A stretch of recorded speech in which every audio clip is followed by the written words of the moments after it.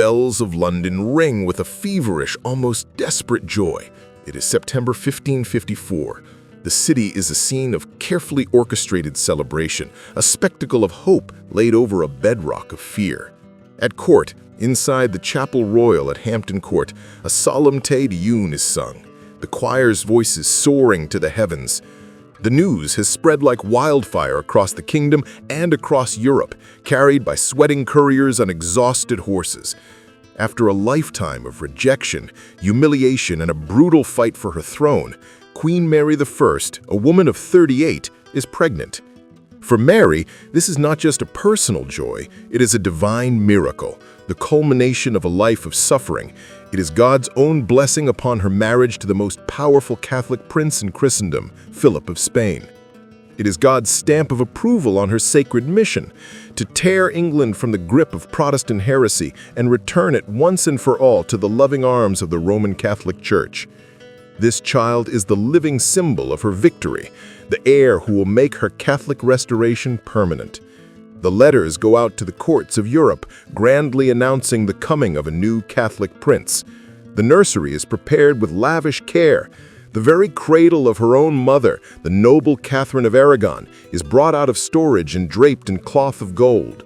The kingdom holds its breath. But the months pass, the queen's belly swells, a condition we now know was likely a phantom pregnancy, perhaps caused by a tumor or a desperate psychosomatic delusion. But at the time, it was a source of national obsession. The expected date of delivery in the late spring of 1555 comes and goes. The court physicians, gathered around the increasingly reclusive queen, whisper amongst themselves, their faces masks of confusion and fear. The foreign ambassadors, men paid to observe and report every detail, write secret, skeptical letters home, letters that speak of a queen losing her grip on reality. The joy curdles into a nationwide spectacle of public humiliation. There is no child. There never was. In our history, this phantom pregnancy broke her heart and sealed her fate. She would die childless 3 years later, her Catholic dream dying with her, leaving the throne to her brilliant, pragmatic, and Protestant half-sister, Elizabeth. But our world, the modern world, was built upon that empty cradle. So let us ask the question that fills it, that saves a queen's dream and unleashes a kingdom's nightmare. What if the pregnancy had been real? What if Queen Mary had a child? Let us travel back to that spring of 1555. The physicians are not confused. The queen's pains are not a phantom. A child is born, a healthy, living heir. Let us say it is a boy, the one thing the Tudor dynasty craved above all else. He is baptized with magnificent ceremony. He is named Philip for his father, Charles for his mighty grandfather, the Holy Roman Emperor, Prince Philip Charles, the Tudor-Habsburg prince, the future king of England. In that moment, the entire political and religious landscape of Europe is violently redrawn. For Queen Mary, her life's purpose is fulfilled. She has a son. She has secured the Catholic succession. Her reign is no longer a desperate, backward-looking struggle against a ticking clock, but the proud, confident foundation of a new and powerful dynasty. Her every action is now infused with the certainty of a monarch building a world for her child. For her husband, Philip of Spain, the child changes everything. England is no longer just a temporary, troublesome kingdom he must endure to please his father. It is now the inheritance of his own son. His personal and political stake in the nation becomes permanent and profound. He is no longer just a consort, a foreign prince often absent on the continent. He is the father of the future king, a man with a vested interest in shaping the English state in his own image. And for the last great hope of Protestant England, the 21-year-old Princess Elizabeth, this birth is a death sentence for her ambitions.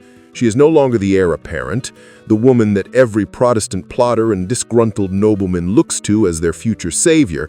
She is now just the king's aunt, a dynastic afterthought, a dangerous heretic in a court that no longer needs her. The constant plots and conspiracies that swirled around her in our history, which kept her a perpetual and powerful threat, now seem futile gestures. The future is Catholic. The future is Tudor-Habsburg. The first and most immediate consequence of this new reality is the intensification of Mary's religious persecution. In our history, the burning of nearly 300 Protestants at the stake, while horrific, was in a strange way a sign of her desperation. She was a woman in a hurry, trying to cleanse her kingdom of heresy before she died. But a Queen Mary who is the mother of the healthy heir is a queen who is confident, who is secure, and who has time. She no longer needs to rush. She can be methodical. It was not the formal Spanish Inquisition, with its infamous black-robed officials and secret procedures, that arrived in England. It was something new, an English institution born of the same spirit. Guided by Spanish advisors and fueled by the Queen's unshakable piety, the existing church courts were empowered and centralized, their purpose transformed from parish discipline to a nationwide machine for the detection and eradication of heresy. The persecutions did not end. They became more systematic, more institutional. The great Protestant leaders who had fled abroad, men who in our history would return to build Elizabeth's church, now have no hope of coming home. Their lands and properties in England are permanently seized by the crown, their families punished as the relatives of traitors. The Protestant cause in England is not just defeated, it is methodically, ruthlessly, and permanently dismantled, its roots torn out of the soil of the nation. And what of Elizabeth? In our history, Philip of Spain was, ironically, her greatest protector. He was a cold, calculating politician. He knew that if Mary died and Elizabeth were to be executed, the next in line to the throne would be Mary, Queen of Scots.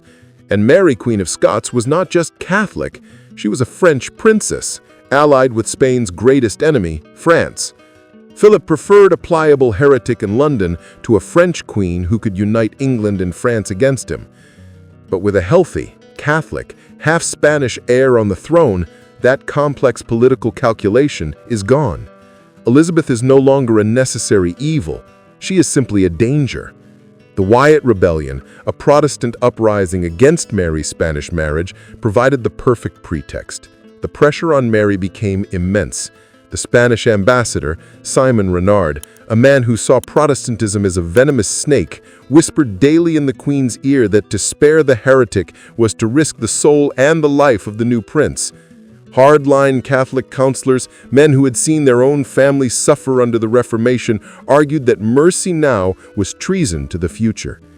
Perhaps a forged letter is produced, a piece of damning evidence that gives the Queen the justification she needs. In the end, Mary, torn between the ghost of a sisterly bond and the fierce, protective love for her son, makes a terrible choice. She convinces herself it is not an act of vengeance, but a necessary sacrifice, a queen's duty to protect the Catholic future of her kingdom and her son's inheritance. In the Tower of London, in a private execution to avoid a public outcry, Elizabeth is beheaded. The last child of Anne Boleyn is gone. The great hope of Protestant England is extinguished. The Golden Age is a ghost, a story that will never be told. Let us watch this new England evolve. Queen Mary rules for another decade, her health perhaps improved by the joy of motherhood and the stability of her reign. She and Philip raised their son, Prince Philip, not just as a Tudor, but as a Habsburg. His education is a stark contrast to that of his Protestant cousins in our history. He is educated by Spanish tutors, his worldview shaped not by the insular politics of an island kingdom, but by the grand, global, Catholic vision of his father's empire. He is taught that his destiny is not just to rule England, but to be a key player in the great European struggle against Protestantism and the Ottoman Turks. He is a prince of the Counter-Reformation. When Mary finally dies, perhaps in the mid-1560s, the crown passes to her son. He is now King Philip II of England, a young man who was half Tudor, half Spanish. And his first act is to bind his kingdom even more tightly to his father's. A formal, permanent treaty of alliance is signed. England becomes, in all but name, a northern province of the vast, globe-spanning Spanish Empire. But the neutering of Parliament was not a quiet affair. The English gentry, a class of men raised on the stories of Magna Carta and their rights as freeborn Englishmen, bristled under the new absolutist regime. the House of Commons, once a partner in government, became a hotbed of quiet resentment and sullen opposition. The new king could levy taxes and enforce his will with the backing of a standing army, but he ruled over a kingdom where the political class was not just obedient, but broken and resentful, creating a deep, unstable fault line beneath the surface of his Catholic state. England's economy is reoriented. Its great trading rival in our history was Spain. Now, English merchants are given preferential access to the riches of the Spanish New World, but it comes at a price. The dynamic, buccaneering, semi-piratical spirit of the Elizabethan sea dogs is crushed. Men like Francis Drake and John Hawkins are not national heroes, they are common criminals, hanged for interfering with the royal Spanish monopoly on trade. The culture of England is transformed.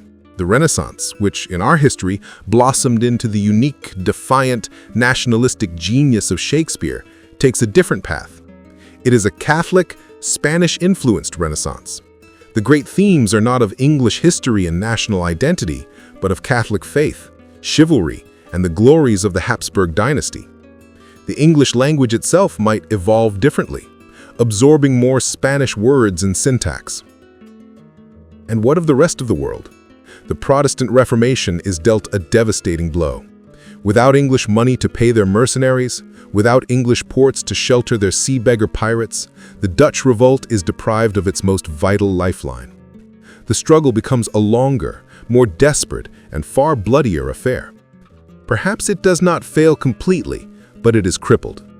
The southern provinces are brutally crushed and permanently reabsorbed, and the independent Dutch Republic that emerges in the north is a smaller, weaker, and permanently vulnerable state, a shadow of the global commercial empire it was in our history. France, without a powerful Protestant ally across the Channel, might well have fallen to the Catholic League, extinguishing the Protestant Huguenot cause. The religious map of Europe is a sea of Catholic green, with only a few holdouts in northern Germany and Scandinavia. The Spanish Armada of 1588 is never launched against England. Why would it be? Instead, we can imagine a scene even more startling. English ships, under the command of a half-Spanish king, sailing as part of the Armada, in a great, final, triumphant Catholic crusade to crush the last vestiges of the Dutch rebellion. And the story of North America is rewritten. There is no virgin queen to give her name to Virginia. More importantly, there are no Puritans, no separatists, no waves of religious dissenters fleeing an English church to build a new Jerusalem in the Americas. The English colonization of the eastern seaboard, the very seedbed of what would become the United States, simply does not happen. North America remains the territory of Spanish conquistadors in the south and French fur traders in the north. The birth of a single, healthy boy to a lonely, desperate queen would have saved her dream. It would have secured a Catholic dynasty and brought peace and order to her troubled kingdom. But it would have been the peace of a graveyard for the Protestant faith and the order of a subordinate state. The magnificent, chaotic, and world-changing story of Elizabethan England was not an accident. It was a direct consequence of Mary's failure. Her inability to have a child was the single most important biological event of the 16th century. It created the political vacuum that allowed Elizabeth to rise. It was the empty cradle that gave birth to a golden age. And the ghost of that Tudor-Habsburg prince is a haunting, powerful reminder that sometimes the greatest triumphs in a nation's story are born not from a prayer that is answered, but from one that is not. If you enjoyed this journey into a history that never was, please like this video and subscribe for more trips down the paths not taken.